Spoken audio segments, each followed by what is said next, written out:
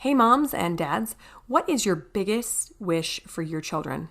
Is it that they grow up to be kind, moral, contributing members of society who are also happy and confident in knowing how to choose right from wrong? We know that these are also our wishes for our own children. And so today's episode is going to be exploring our top 3 takeaways for how to raise moral children and get those adults that we all envision raising. This episode is sponsored by Novely, Bonnie's new online clothing boutique with colorfully bold clothing for women.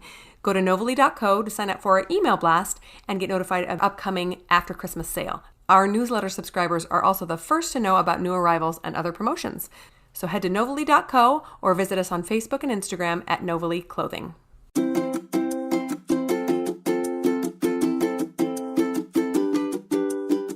Hello and welcome to Outnumber the Podcast. I'm Bonnie. And I'm Audrey, and we're homeschooling moms to a combined total of 18 children. We know firsthand that motherhood is full of crazy chaos and overwhelming obligations, but it should also be full of love and laughter. Regardless of where you are on your journey, come join us as we work together to find joy in the chaos of motherhood. So welcome back, guys. We are so excited about this episode. We have been thinking a lot about this, about raising moral kids and teaching morality to our children. So we're so excited, but we are going to start with a little humor segment I have for you guys. Are you ready, Audrey? Yeah, hit it. Okay. So earlier this year, Finn, who is 6, he was just barely 6, was making himself some lunch. And I guess he was using the toaster oven and he got a burn by his armpit. And he was kind of crying about it. And I said, "Oh, no, son, I'm sorry. But how did you burn your armpit?" That's and what I was going to ask. He goes, grilled cheese. Duh. I'm like, okay. So the grilled cheese is in your armpit or, okay. Come to find out, he opened the door and like rubbed up against it. But I was like, oh, it's an unusual burn spot, but all right. Seriously, duh, Mom. And before somebody wants to call the authorities on me, yes, we are very independent at our house and we learn how to make our own lunches and breakfast.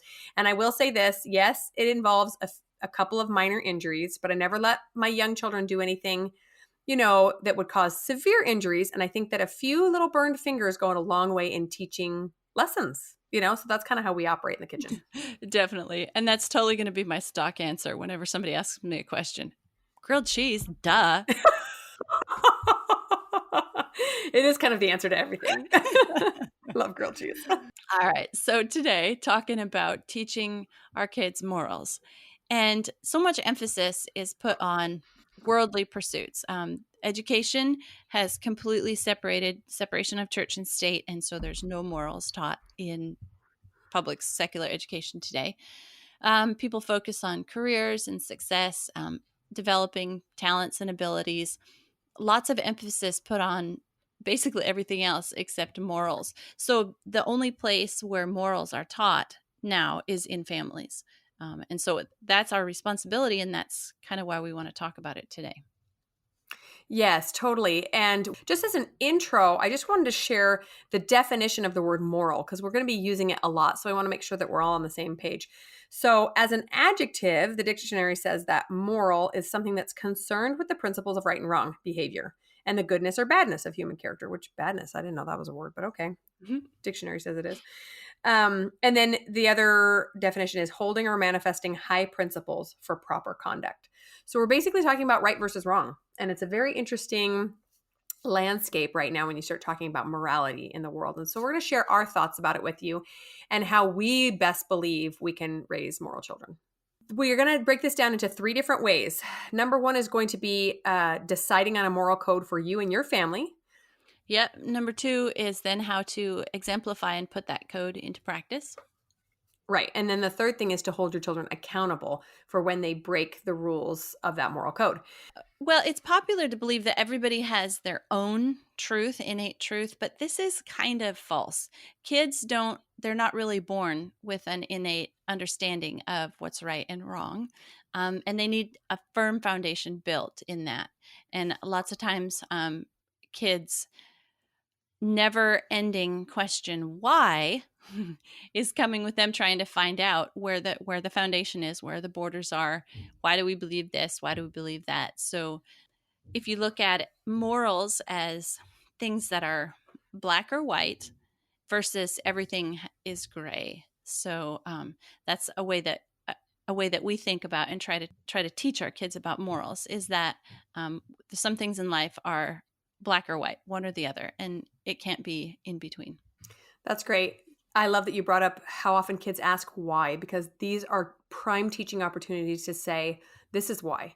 And to be honest, many times I don't know why, even when we're talking about this moral code that I'm trying to teach my kids. And I'll tell them that I don't really know why, but we're taught this way and this is how we choose to live. And that's what we're going to do in this household. So they are unequivocal in how they're expected to act and what mom and dad are going to tolerate and not tolerate. Okay, so while we believe that there's a basic code of right versus wrong, like kind over cruel, allowing someone to live over murdering them, that sort of thing, your family can also create their own specific moral code that you'd like your children to abide by. So, for example, the 10 Commandments versus like your own family motto. Right. This usually comes, the moral code usually comes from another source, like the Bible or a religious text, or you could be like Hammurabi and make up your own moral code. Yeah, yeah. Or you can create a family motto or a mission statement to give more specific direction or maybe easier for kids to understand. So what we're trying to say is every family should have a basic moral code that is independent of their family. So whether you choose to believe in the Bible or the Quran or whatever it is, there is something that is greater than you that you should be teaching your children. And here's why. We also believe in family mission statements and that sort of thing. We're going to talk about those. But here's why. Your children are going to rebel from you. Chances are good at one point in their life, they're going to be like, Mom doesn't know what she's talking about. I'm going to go out and do whatever I want. If they do not have a higher code or a higher purpose or a higher being to be held accountable to, then they will just go out and make every mistake humanly possible, right? Mm. If they believe in a God who holds them accountable to a set of laws that has nothing to do with you and your husband, then chances are good, even in their rebellious phases, they will remember that and go, okay, well, I might tick off mom with this choice, but do I really want to tick off God? I think that's a really important distinction between, an absolute set of values and a family one. Right, exactly. One way I like to explain that to my maybe my teenagers when they're sort of questioning why we do things the way we do, and maybe sometimes I don't have the exact answers. I say, well, you know what? Um, People have believed this for centuries, and I'm not going to suddenly turn around and say that I am more intelligent or have a higher, better, stronger moral code than people all through the ages that have believed this certain thing. And so I'm just going to admit that I'm dumb enough to accept, not dumb enough, but I'm maybe submissive enough, or I'm maybe even smart enough. I would say humble enough, humble and smart enough. Okay. Yeah, really. Mm-hmm. To accept what everyone through the ages has bowed themselves to. Right. That's an interesting point. If there is a very popular piece of, pop culture that is pulling us away from what our ancestors have always believed, we might want to stop and think, is this progress or is this just, us thinking we know better and we're actually going to regret this 100 years down the road? You know Right, what I mean? exactly, because some of these newfangled modern ideas, we can't see the results of them, but we can see the results of the way that people have lived in the past. And that's kind of what I'm trying to say, is that I'm adopting um, the beliefs of my grandparents because I can see that how it affected them and the results of that. Like their story is finished and I can see that, or nearly finished, and I can see the results of that. But to try out this new idea or this new moral code, I don't see the results of that, and that doesn't feel safe to me. Exactly. I love how you put that. I think that's why social media and cell phones and that sort of thing is so scary to me right now for my kids, because I don't know where it will lead. All I can do is pray and make the best decision I can, because I don't see generations of consequences of a child being on social media all day long, Yeah. and so it's a little scary. But yeah, I love the way you put that. So moving along to this family mission statement or motto that we can create and kind of hold our kids accountable to, I wanted to share a few things from our own family mission statement that we've created. Maybe we'll do a whole episode on family mission statements. I think a lot of people are curious about that, so that could be kind of fun. Yeah. So we talk about how every day we work, play, learn, and pray. We apologize and forgive each other. We respect our own bodies and others, our home and our possessions. We need to work on that. Kids have been scribbling on walls lately. Um, we remind ourselves that we are children of God when we say kind things to each other. We love surprises, but we don't keep secrets. That was a big thing that we talked about. That keeps kids safe from abuse and that sort of thing. Um, we seek good and avoid evil in all media. We love, honor, and obey our parents. We choose peace over fighting, and we show love through our actions and words. So that's our families. Wow, I love that. I don't think I could do a whole episode about a family mission statement because we don't have a written family mission statement. Well, that's new for us. We had a few things we tossed around for a while. We just did that, and I'm pretty excited about it. Yeah, that's pretty awesome. It'd be cool to have your kids memorize that even. Yes, I know. I need to put it on the wall and be like, start reciting when you fight. Write this down 10 times. Yeah. You're still mad at each other when you're done, then we'll talk about it. So we don't have a family motto, but we do have a code that we live by. And ours is the Bible. And we like the King James Version text. We just go ahead and use that one. Partly because, like I said, it's what our grandparents use. And so we stick with that. But we do have some ideas and things that my husband discussed, presented to me early on in our marriage before we started having kids. And things that have kind of had an effect on the way that we've raised our kids. So one thing that he said to me is that kids don't adopt your beliefs; they adopt your way of thinking. And so that is very interesting to think about. Like, that goes way deep, and I could probably do a whole episode on my thoughts on that. But if we teach by example our children the way that we think, like why we think what we think, and we'll talk about this actually more in this episode when we talk about exemplifying our codes, then they're going to follow those patterns of belief, of way of thinking, instead of just adopting a set of beliefs because mom and dad said this. So that's one thing that gave me a lot of thought and has shaped the way that we've raised our kids. That's a great point. Another thing is the idea of absolute versus relative. And that's one that my husband and I discussed even before we got married and we were dating. We discussed the difference between absolute and relative. So again, this concept of black or white versus gray. And you can accept or reject the idea that there are some absolutes in life. And if you accept it, then things become very clear and defined, and there's boundaries and there's morals. But then if you reject the idea that there's absolute and you think, well, everything's relative, then you begin to question everything in life. Everything is gray area, and you have to try to swim and find your way through that gray area and decide with each time that a topic comes up, you have to decide where you're going to stand on that gray area. But if you have a belief that some things are absolute, that's just black and white, and you don't have to make that decision again every time that certain incident or moral or decision or whatever comes up.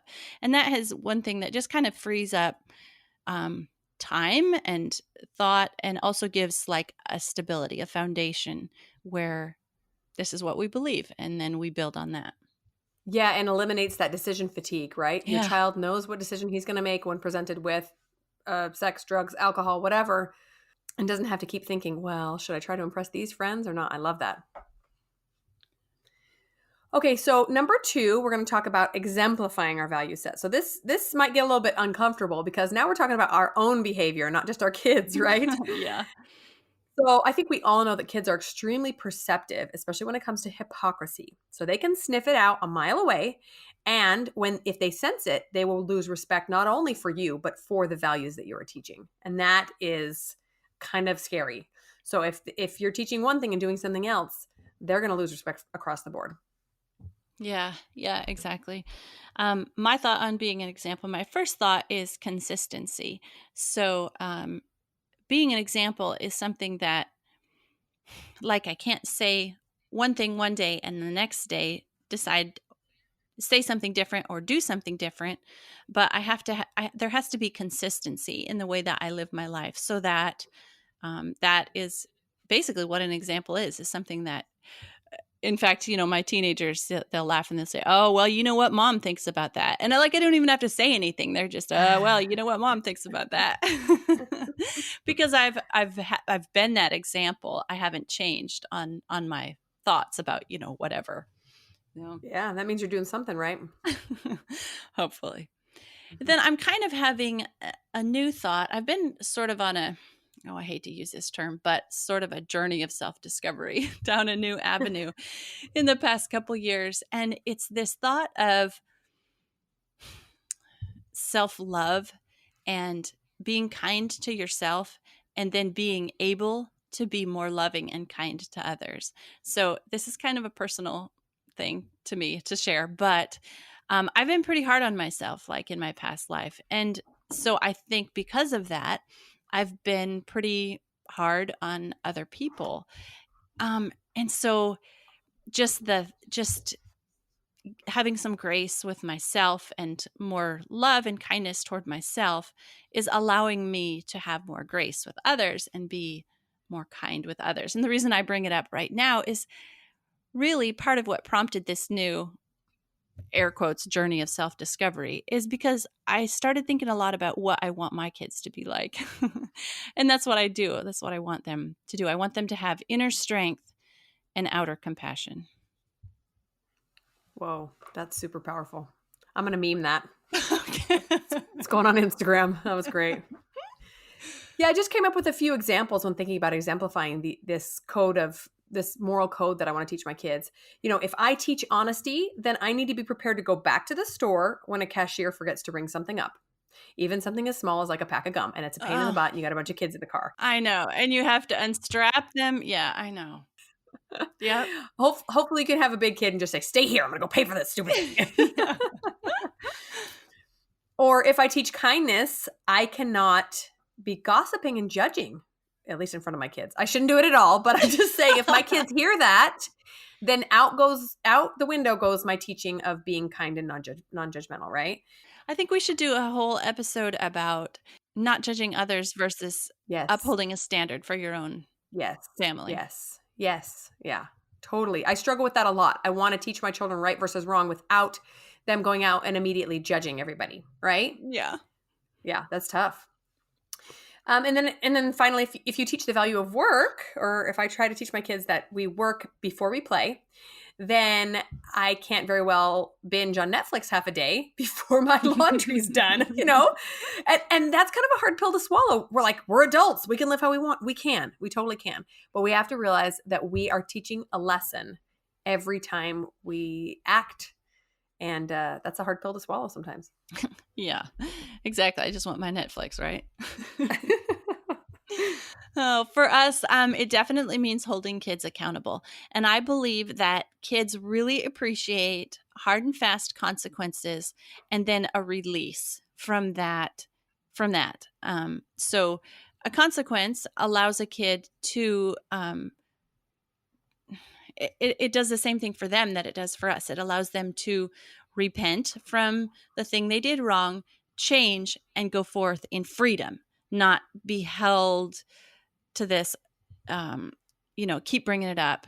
Well, you can't XYZ because you ABC, and now we still have to, but just a hard and fast consequence. Okay, here's your punishment, here's your consequence, and then they're free to go forward.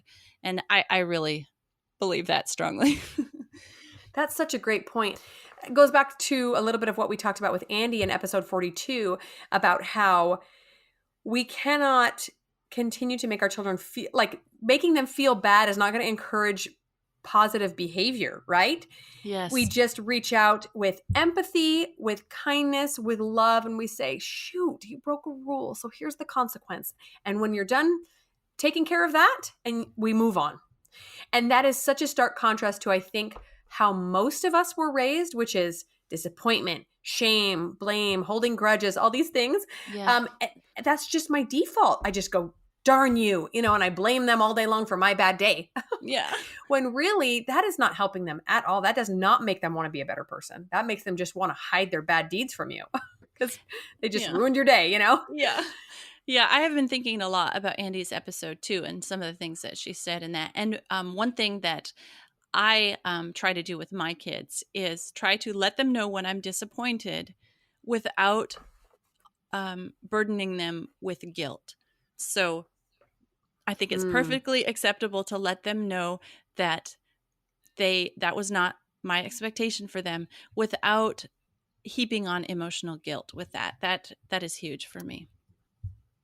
yeah. And we have to start with ourselves, right? Like you said, like Yeah. first I have to start by not doing that to myself. Yes. Dang it. Why did I do that?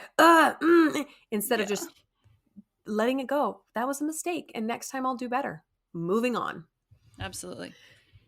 So another thing that came to me in regards to holding kids accountable is to pick your battles, right? We've all been there where if we were to stop every little squabble and every little argument, we would do nothing but assign consequences all day long. So to just decide, what's your line in the sand? Okay, when my kids start harming each other physically, that's my line in the sand. Okay, that's when I step in and assign some consequences. There's not going to be any physical harm. And we another one of our rules is we value honesty over almost anything. So if something was broken or something was damaged or even somebody hit someone, but they hid it from us, then they're going to get in a lot more trouble for the dishonesty than for the actual altercation. Both my husband and I thought that was a very important lesson to be learned. So that's just a reminder to pick our battles and decide what we're really going to focus on. Yeah, yeah. I'm sure there's a lot more that you could list, and I'm only going to list a couple of our battles too. But honesty is one of ours too. Zero tolerance for lying. Like I always tell my kids, if you come to me and you tell me that you did something wrong, yes, there will be a consequence, but then we'll be done and it'll be over with. But if you hide it from me and I find it later, then you have two consequences, one for lying and one for hiding it from me. Mm-hmm, mm-hmm. Yeah. Okay, another one that we absolutely encourage as like you is brotherly kindness and a strong family bond. We really, really want our tribe in the future to be strong and connected. And that just is not going to happen if they're hate each other so much. Everything we talked about in our sibling rivalry episode, right? Yeah, yeah. And then a final thing we encourage with our kids is to develop their own connection with God. So we believe in God and we believe in having a strong connection with Him. And we tell our kids, we cannot have a relationship with God for you. That is something you need to learn and develop for yourself. So we spend time really helping them learn to make their own relationship with God. Oh man. This is so good, Audrey. I can't wait to edit this episode. I'm just gonna listen to it over and over. This is good stuff. Okay, so my final thought on following through with keeping kids accountable is to stay calm. Okay, we kind of mentioned this. Stay calm and firm, but kind, and then follow through with the consequences. So that's in contrast to what I was doing for many years as a young mom, which was yell, scream, rant, and rave, and then never talk about it again. Yeah. My husband pointed out to me a little while back. He's like, you say, okay, all the time, but you never follow through. Yes, or my kids have learned to not when I'm in my anger, I will throw out these consequences that are totally unreasonable and I'm not in the mood or have the energy to follow through with. And then my kids just learn to ignore me. So then they're just ignoring the screaming and they're like, well, she'll get it out of her system, then we'll be fine. Whereas so silly, contrast that with an outpouring of love and empathy and, oh, you made a mistake. I know what that feels like. I'm sorry that happened. Big hug. This is your consequence. And then another big hug when it's over, and then moving on. But man, that's contrary to my human nature, it's just hard. But that way they are taught, that way any altercation actually creates a greater bond between you and them. And then they learn not to hide anything, mistakes. They learn that they can overcome them and how powerful that will be as they grow older. Yeah, exactly. A skill they can use for many things later in life. So my final thoughts on consequences are there's kind of a common belief that or common way of parenting that when kids are little, you just let them have free reign. And then after a while, you start teaching them rules. And then, the path gets narrower as you go down. But the way that we've done it is kind of different. We start them with a very narrow path, morals, rules, consequences, real young. They get that foundation. that those boundaries built real young. And then when they get older, the path widens and they get more freedom and they get more liberty and fewer consequences. And like they get their own, they get to determine their own path with more freedom. But because we've set those boundaries young, then, like I said in our episode on raising girls, that's when they're young is when they love to learn these things and they love to have these boundaries set, and they will carry them forth into life for themselves. And so that's been our experiences. Start off on a narrow path and then it widens as you go.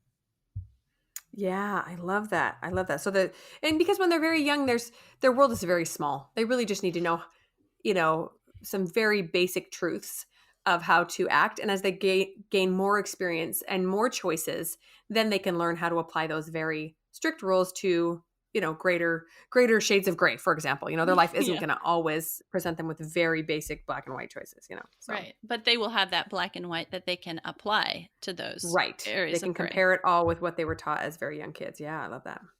So to wrap up, this was kind of an unusual episode, but we really felt powerfully about sharing it with you guys. I think that one of probably the greatest thing we can do in our life is to teach our children how to live morally upright lives, how to create that connection with God or whatever higher being you believe in, and to have that basic moral code that they can go back to every time they need to make a difficult choice.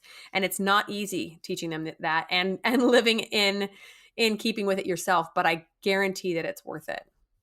Yeah, absolutely. And I wanted to note that we live in an amazing country. We have freedom in the United States that was built on a foundation of Christian values, and we have that that sort of the societal foundation that we were built on, and our Constitution is written from, and all that helps hold people in check.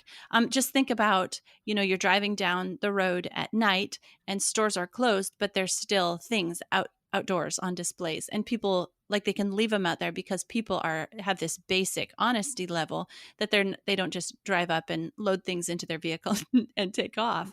Yeah. For the most part, where not every country in the world does have that freedom and that foundation of Christian values that they're built on. So I just did want to acknowledge that here in the United States, we are very blessed to have this country built on a foundation of moral values. Yes, true. And how essential it is for us to keep teaching that to the next generation so that we can maintain the same freedoms that we have today. Yes, absolutely. Thanks so much for tuning in. If you've enjoyed this episode, we'd be so grateful if you'd leave us a written review on iTunes. If you have any questions or ideas for future episodes, you can reach us at outnumberthepodcast@gmail.com and find us on Instagram @outnumberthepodcast. See you next week.